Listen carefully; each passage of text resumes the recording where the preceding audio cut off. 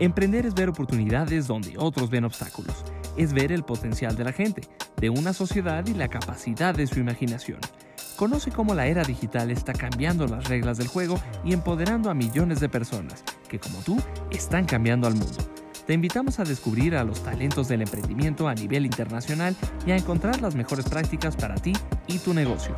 Esto es Visión Global, un podcast auspiciado por Impact, Empowering Entrepreneurship.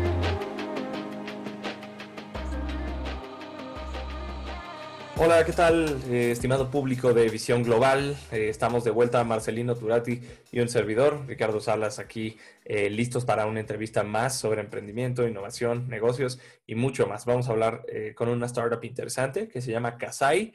Ellos se dedican a la industria de la hospitalidad, proveen estancias cortas en departamentos de lujo o departamentos trendy en México y en Brasil. Y vamos a hablar con su cofundador y también CEO, Nico Barawid, en unos momentos. Como esta entrevista se va a conducir en inglés, vamos a cambiar a inglés inmediatamente, pero asumimos que todo el mundo que está en la red de Impact va a sentirse cómodo con el idioma. Si no, por favor, escríbanos en los comentarios y buscaremos hacer una versión traducida de esto mismo. Entonces, bueno, sin mayor preámbulo, vamos a cambiar a inglés y comenzamos la entrevista con Casai. Thank you guys for being here. It's a real pleasure to be with Marcelino, my buddy and friend who is now in Mexico. So he's been here for quite a few weeks now, and it's pretty exciting. How are you feeling, Marce?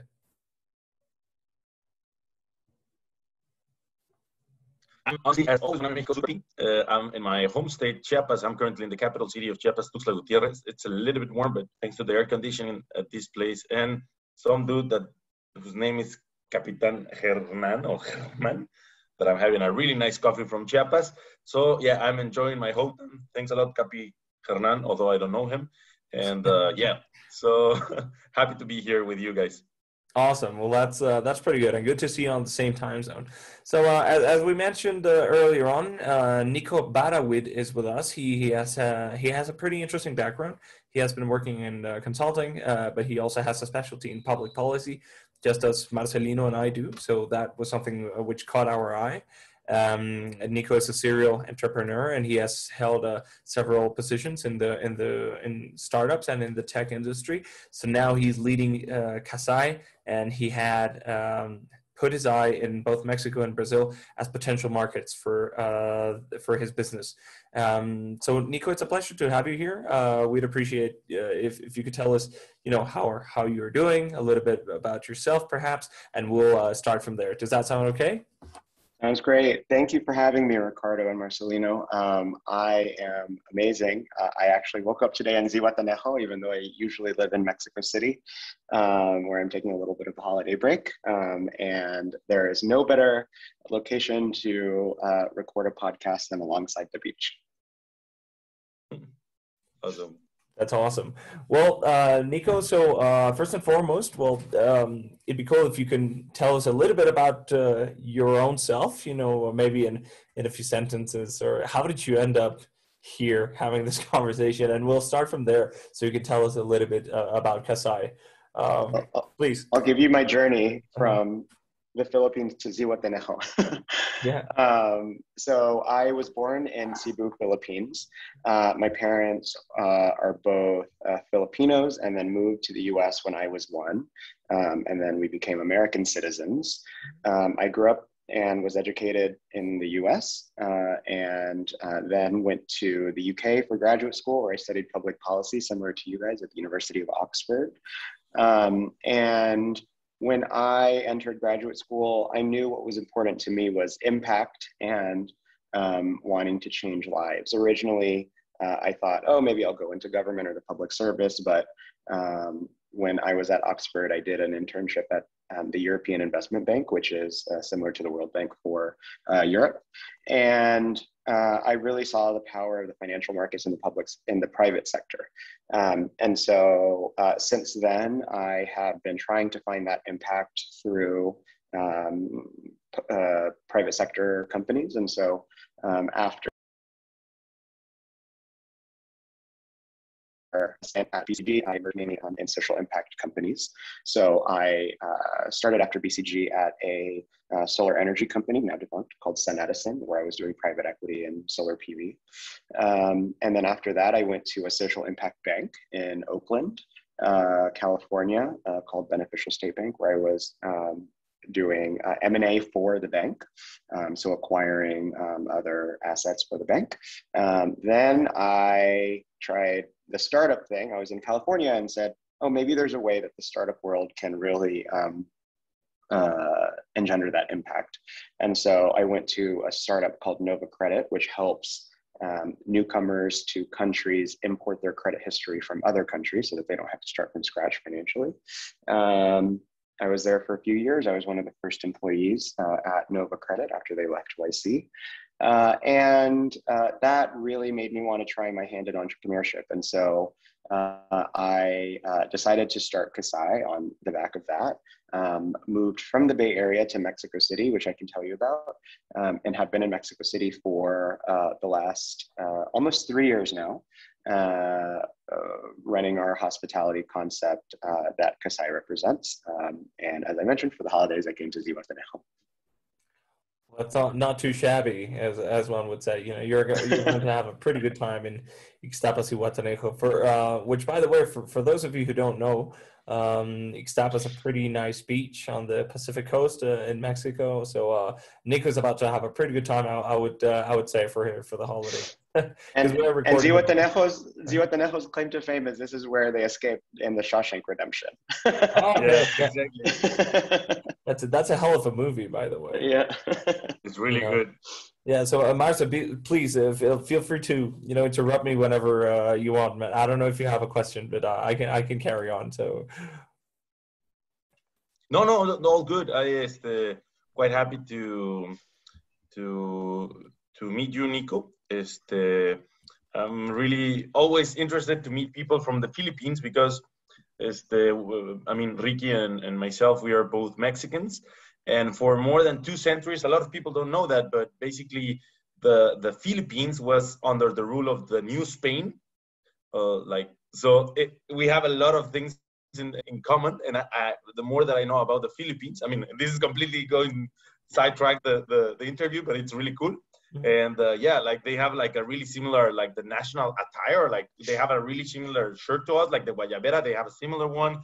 They have the mango Manila that we love. It comes from Manila. Comes from Manila, yeah. Now, like 5 days ago, the same Virgen de Guadalupe here and there. They eat like tamales that we exported to them. And they use a lot of words, not a lot, but they have a lot of words not in Spanish. Of course, yes, in Spanish, but also in Nahuatl. That's the language that the Aztecs used to use, and stuff like tianguis, for example, or zapote, no? And it's always cool to meet people from the Philippines. But coming to that, it's cool that we're still exchanging. And pretty cool, Nico. Actually, one thing a lot of people, I was going to say, one thing a lot of people don't know. So two fun facts about the Philippines and Mexico that people don't know about. One is that one of the most active trade routes in the kind of Spanish conqueror era was between Manila and Acapulco. And so there was a lot of trade between the Philippines and Mexico. And then the second thing, this is a super fun fact, actually.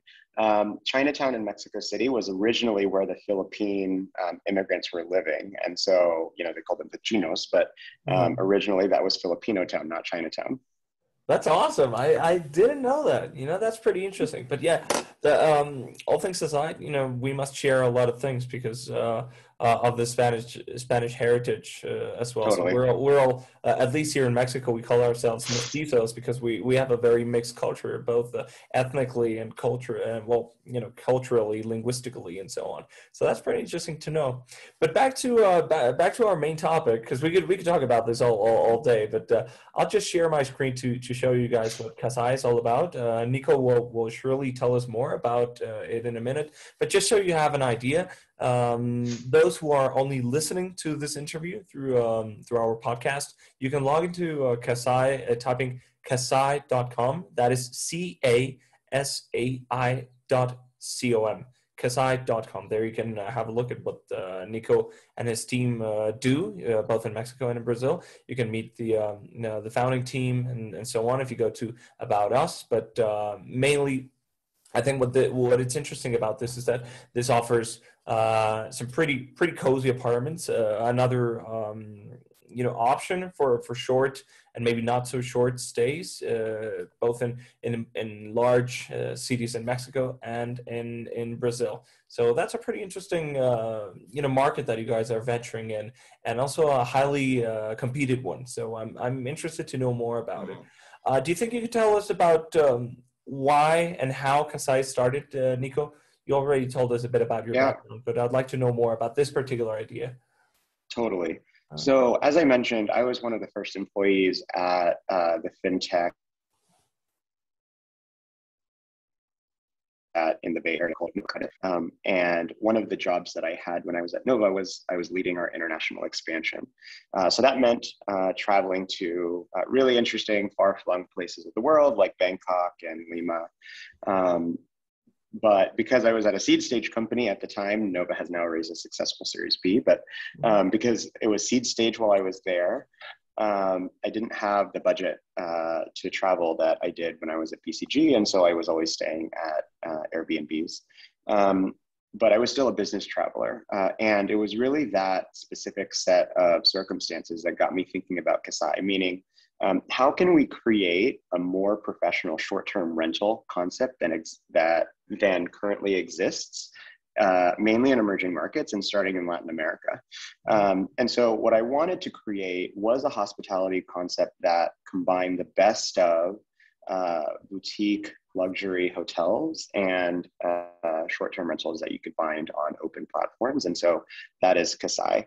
What we offer are amenities like in hotels, local artists that we feature in our apartments, technology like Chromecast and Google Home, with 24/7 concierge, similar to you would find in a professional hotel, but still with the look and feel of a short-term rental across Mexico and Brazil, like you mentioned.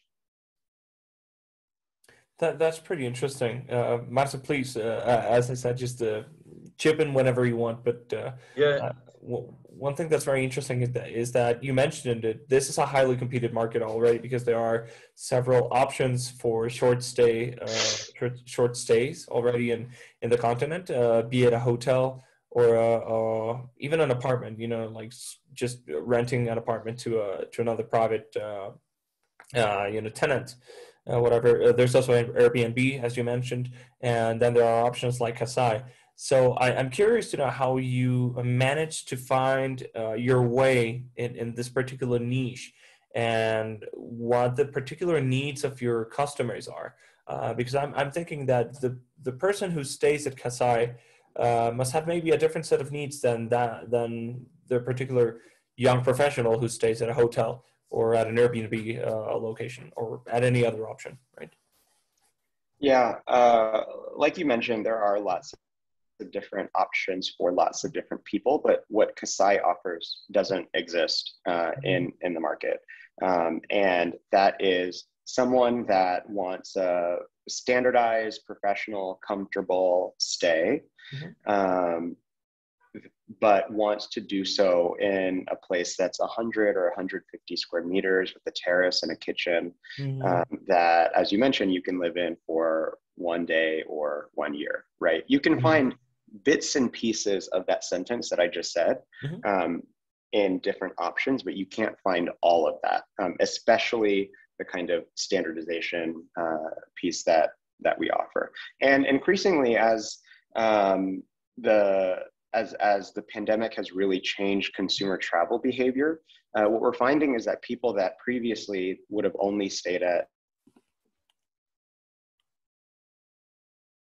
considered places like the Four Seasons in Mexico City are now thinking about Casai, right? Because you don't want to stay in a hotel room really for 2 to 4 weeks. You would prefer to stay in an apartment, but you want to be in an apartment where it's almost guaranteed that you have fast Wi-Fi and amenities and customer service. Right on. And there's also the other, well, maybe I'm talking too much, but what I find it interesting is that there's also the other side of the coin, right? That what happens if you have an apartment and you would like to lease it? So Kasai seems also like a good option to do so, and maybe you can, earn a little bit more on the side if you're not fully using your apartment or if you're going to be gone for the summer, etc. That's also an interesting option.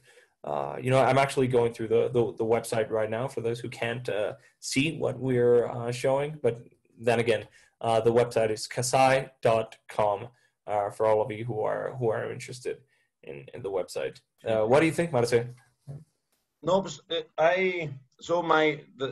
the elevator pitch, what I understood is that, let's say I am a business traveler and I have a budget for the night that I can spend on a hotel. And yes, I completely agree. I would always prefer to stay at a flat, that it's because it's like, you never know what you're going to get, no? Like, as far as Gum said, no? You can enter to a really nice flat and it's always like a nice trip. And if you go to a hotel, I would say pretty standardized, no?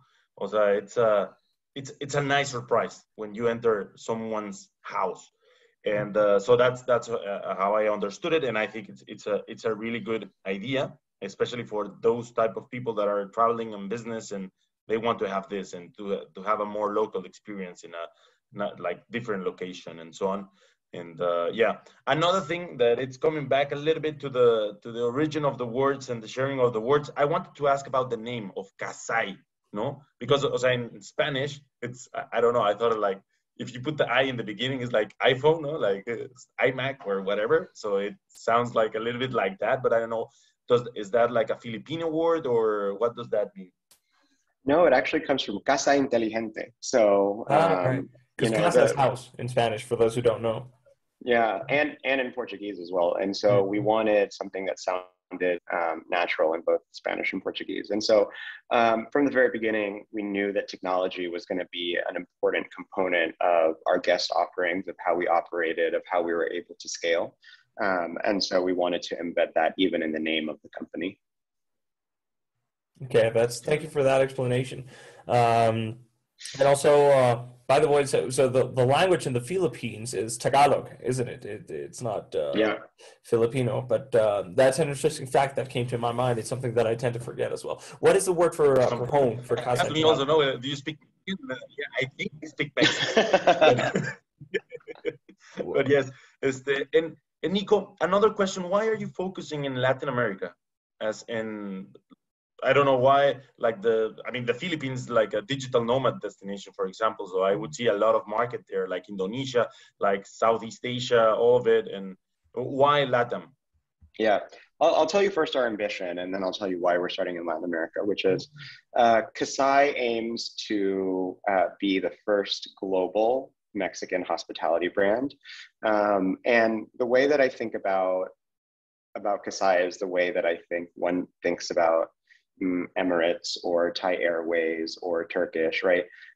Those are the airlines that you're excited to fly because service is in the DNA of the culture that those national airlines represent, right?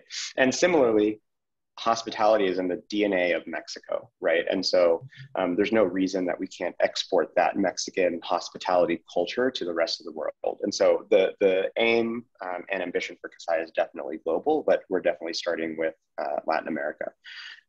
The reasons, so I have business reasons and personal reasons. The business reasons are that, as you guys know, and I'm preaching to the audience very much, Mexico is one of the world's most important hospitality markets. And similarly, hospitality is one of the most important sectors of the Mexican economy, right? This is true both for Mexico. It's more true for Mexico than the rest of the region, but it's also true for the rest of Latin America. Hospitality is really at the core, not just of the DNA and culture that I just mentioned, but also economically, it's one of the most important sectors for the economy. And so that provides a lot of tailwinds for someone like me and a company like Casai that wants to build a massive business, right? Like, why not choose one of the largest sectors of the economy? in one of the most important regions for that sector. So that's the business reason. And then the personal reason is that my partner, who's also Mexican, he's also an entrepreneur, and I were living in San Francisco, and then he moved to Mexico with his own company, and then a few months later, I moved to Mexico, and so I also was moving for love to Mexico, as it were. All right. Well, there you go. So it seems like the stars aligned. And It's true. right? But congratulations. It takes a lot of guts to do something like that, and especially to move your whole life out of the dream of starting your own company, especially a fast-paced and quickly growing company. Looking for this rapid growth in the tech industry is something that a lot of people can only dream about, but few people actually do and really put their work to it. So kudos to that. Congratulations, because that definitely takes a lot of guts. And how are you guys? I'm sorry, my internet lags a little bit at times, but I apologize. You're back now. Both to you and to the audience. How are you guys doing now in terms of growth? What has been the public's reaction here in Mexico? How is the Mexican and the Latin American customer reacting to Casai? Very well. So we've had over 90% occupancy for the better part of a year. Wow. And, that's in an industry that was very affected by the pandemic. And also against the backdrop of extremely rapid growth, right? So you would expect that as we are adding units so often that need to ramp up in terms of pricing and occupancy, that our portfolio level occupancy would have fallen, but it hasn't. And the reason that we're able to keep up such high occupancy, despite, again, our growth and despite the pandemic, is because the pandemic, as I mentioned previously, has really changed how consumers think about travel and where they stay, and what they're looking for when their plane lands, and those changes in travel preferences have benefited us, and also we're helping to define those changes in travel preferences. Right, we're letting consumers know that there is another option that exists in the middle of just a random, kind of short-term rental that you can find on any platform and a hotel, right? There is a professional option for that. One of the things that I think about too is that, as you mentioned, Marcet, digital nomad now is something that can apply to any white-collar professional, right? Previously, a digital nomad was maybe someone that didn't have the most stable job or didn't have the highest earnings. Whereas now a digital nomad is reflected in who is staying at our apartments, which are, we have ambassadors staying at our apartments and other diplomats. We have a governor of a Mexican state staying in our apartment. We have YC founders staying in our apartment, which is to say that a digital nomad is the economy. It's every worker, and Casai can find a home for all those people. That's awesome. And you guys also make synergies or make these like pretty cool dynamics with, as you mentioned, like artists and like local influencers, local business owners, which is pretty cool. I'll share my screen again so you guys can have a look. But as I see, you call it neighbors and neighbors in a given city in Sao Paulo, Rio de Janeiro, Mexico City, and so on. And all of these people have a pretty interesting, background and have interesting things to say. But I think this is to prime people or sort of to, play with their imagination as to what a neighborhood is like, what a neighborhood vibe feels like, and so on. So that's for us. Yeah. For us, the concept of locality is super, super important, because I think all of us have stayed in kind of hotels where they are the same, they're standard, but to the point where you wake up in the hotel room and you don't know what city you're waking up in, right? Yeah. And so for us, we are a company that is physical inside the neighborhoods that we exist in, and we want to celebrate that. We want to be the kind of hospitality company that if we disappear tomorrow, the world would have been a better place because of us existing in it, which means that we celebrate local artists, local cafes, local furniture manufacturers. Greater than 90% of the furniture inside Casai is made by local artisans. And so we want to really contribute to the economy that we are a part of, and that many of our guests are visiting for the first time. Awesome. Well, thank you for that, Nico. I have a question in that sense. How do you manage to keep the company growing at such a fast pace, but also keep this level of customization and personalization of each city and each of the neighborhood experiences? You must have a pretty talented team of people, sort of, mixing those two worlds together, right? Yeah, totally. For us, it's important that so there's a spectrum of how you can grow. One is like highly standardized everything, and then the other is highly customized everything, right? Mm-hmm. And actually the trade-off is not easy to make because, highly standardized everything is the most important way to grow, but highly customized, but it's the easiest way to lose customers that really care about the local market. And highly customized everything is a very, very challenging way to scale, right? But for us, it's really important that on that spectrum, we're actually more towards the customization. We have a lot of things that are standardized, right? Like we have product principles that define Casai: super fast Wi-Fi, very, very nice interior design, and a very millennial look and feel to our apartments. But our amenities in Sao Paulo are different than the amenities in Mexico City, right? We have alebrijes in most of our apartments in Mexico City that obviously we don't have in Sao Paulo.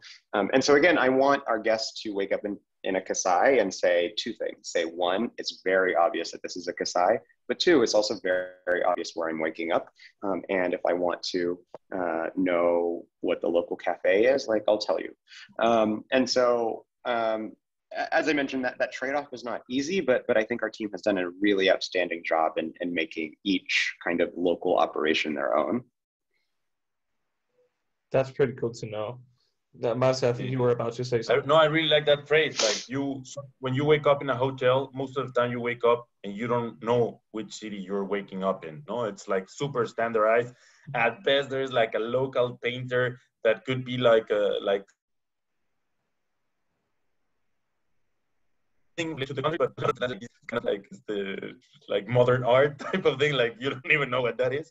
But yeah, it's really cool, Nico. And on that, I want to ask you another thing. How do you filter? So like, because you're saying like either you standardize a lot or you customize a lot.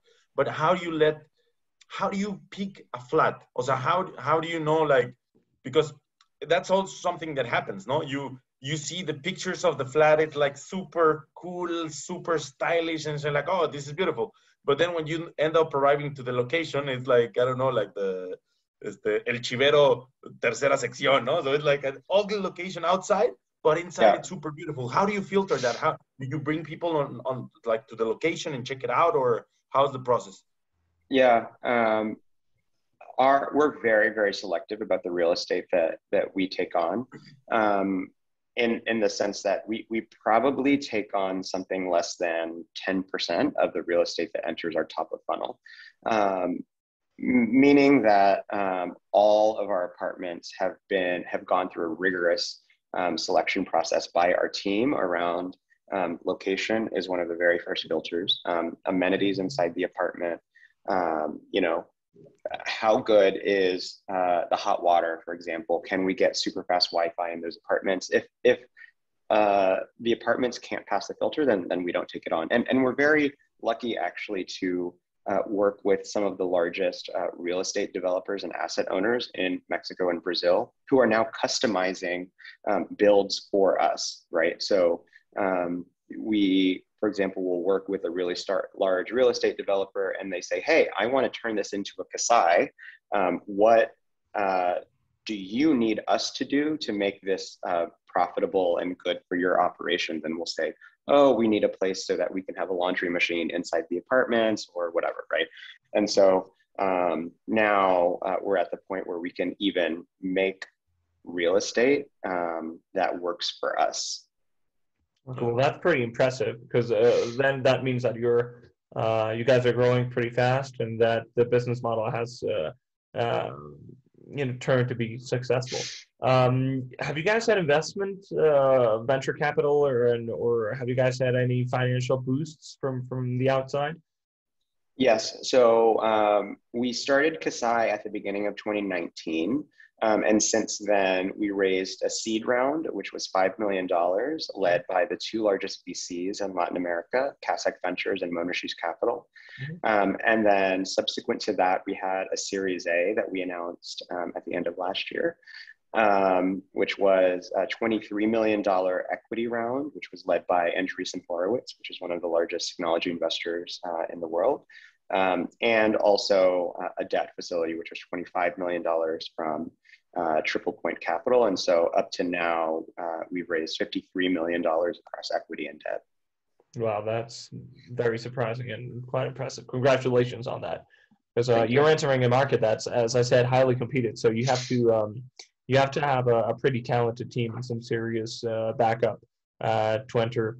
So not precisely in an aggressive way, but in a competitive way to this market. So that's something that I really respect, and surely Marcelino as well. Right. So I think we're entering the final stage of this interview, but I would just like to ask you. So how about people who are interested, both in staying at a Casai and also renting out their apartments to Casai? Could you give us a little bit of information of what the requirements are for both sides?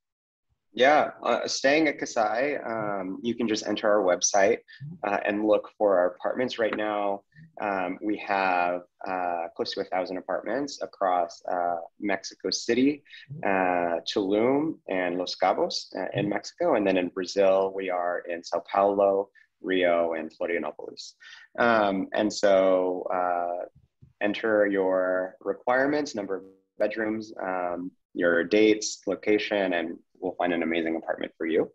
And then for anyone that wants to lend us your apartments, you can also reach out to us on our website. The part of the website that Ricardo was showing, which was Lease to Casai.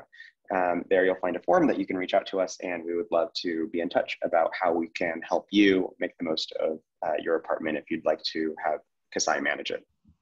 Awesome. I'll show it so you guys know it. And Nico, before we end up the interview, I think you mentioned something that you are completely right about the hospitality culture that we Mexicans have. But other than that, we also have a lot of a party culture.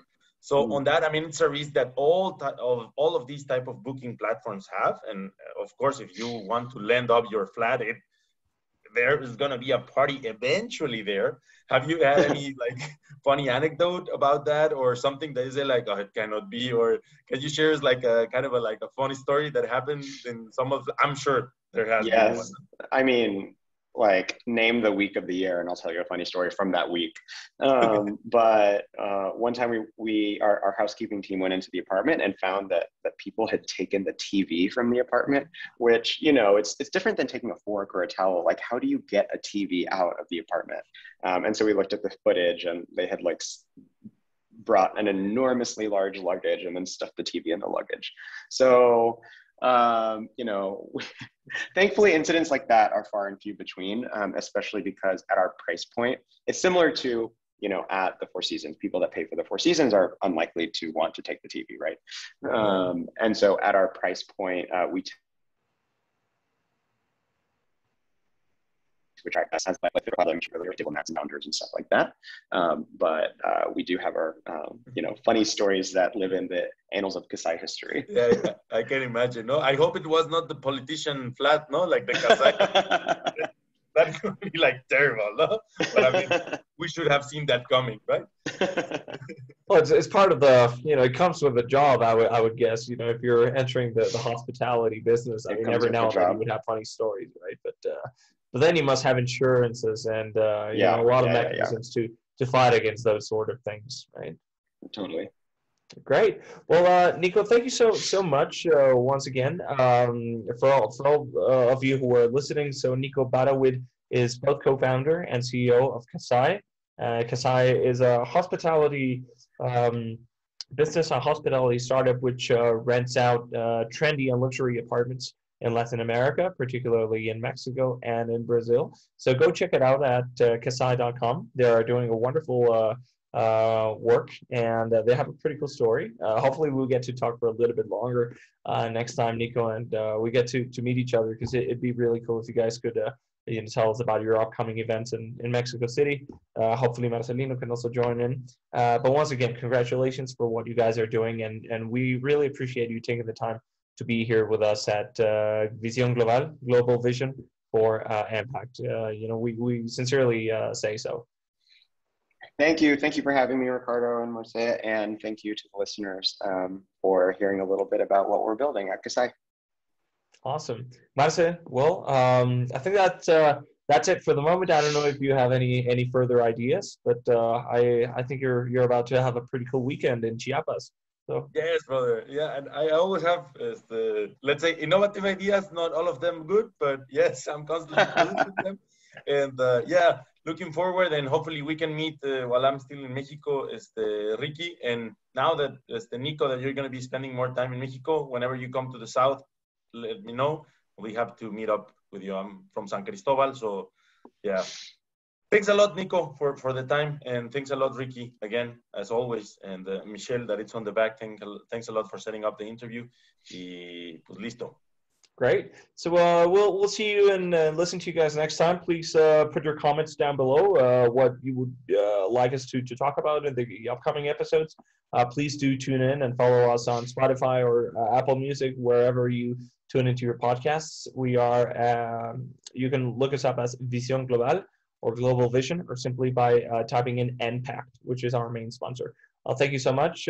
This has been Marcelino Turati up there in Chiapas. I am Ricardo Salas. It's been a pleasure to be here with you guys, and Nico Barawid on the other side of the line. So until the next time, thank you so much and have a wonderful day. So bye-bye.